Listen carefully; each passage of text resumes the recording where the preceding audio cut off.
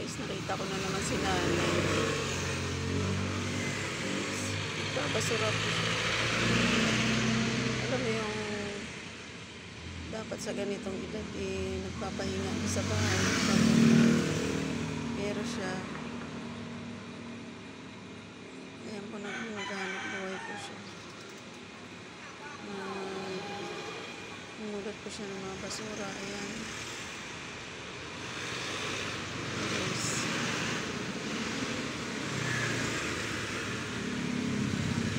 Napawal si nanay.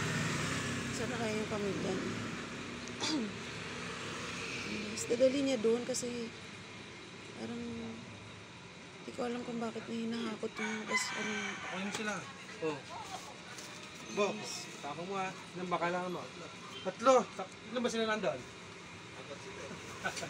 Kailangan mo. May sako pa tayo sa loob eh? Wait lang. Kuha ko sako buka. 3 sako, please.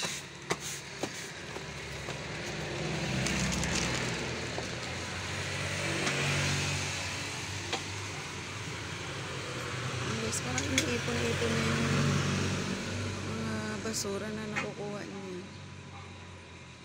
Hindi ko alam kung bakit niya hinahakot doon. Ayun guys. Diba napakasipag ni nanay.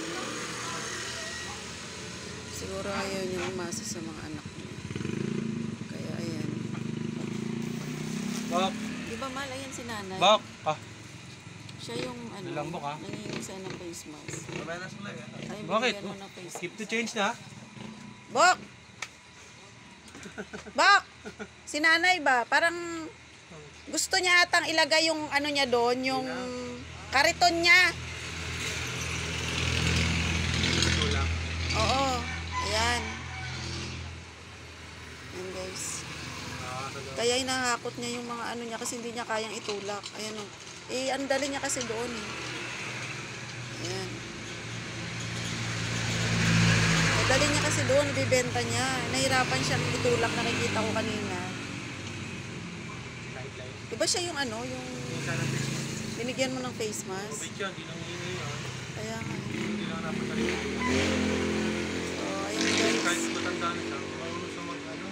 Masipag ang matulungan. Ayan guys, si nanay. Dapat tinutulungan siya. Tinutulungan na ng gobyerno pag mga ganyan ni Dara. Ito yung may na-advantage sa matanda niya. Kain na lang guys. Dapat siya, no? Dapat siya makiyan. Kaya pala hinahakot niya yung ano niya kasi hindi niya katakayang ano kanina itulak.